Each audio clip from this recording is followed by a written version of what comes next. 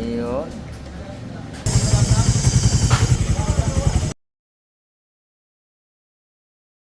Alright, for today's video, Raider 150 Fi na naman ang magpapakabit ng brake master tsaka clutch master din, parehas na S1. Left and right to ng RCB. So ito yung kaliwa para sa clutch, then ito naman yung sa kanan para sa brake system. 14mm to. At ang kagandahan nito, malakas siya sa sa prenuhan. Ito rin gamit namin sa racing. Ito clutch, ang mangyayari hydraulic siya. Ito yung pinaka ginagamit para maging hydraulic. RCB rin. So yan, naka RCB set yan. Hydraulic clutch and brake master. So tara, install natin. RCB yan oh.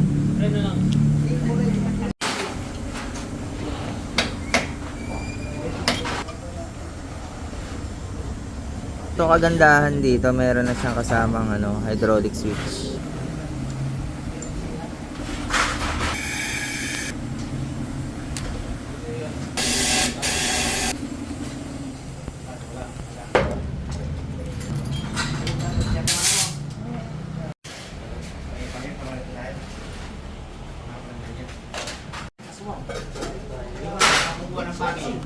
Mahirap ba ikabit yan, boss?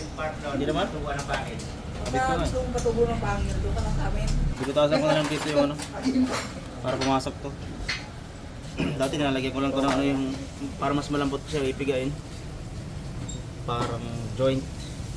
Ngayon, binutasan mo na lang. Bigutasan ko na lang. Ay, nabas ako doon. Nabas ka doon?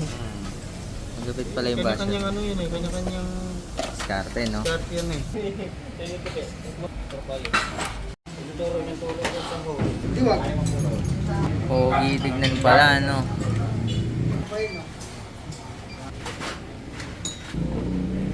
Iipitin din yan, boss, pag nag-plate. Ipitin nata. Colorful na to ah.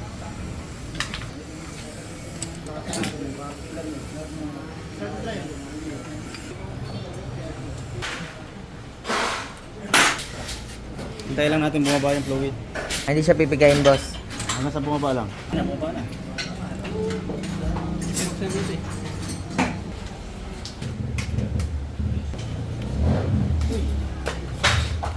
Talsik.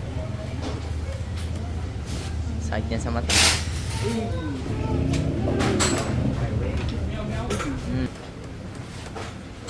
Ngayon gumagalaw na oh.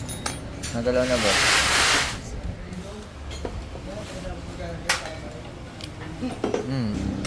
Ayun. Tabing din.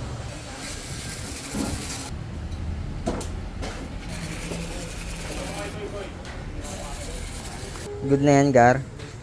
Check nga natin yung preno. Uy, ang lakas.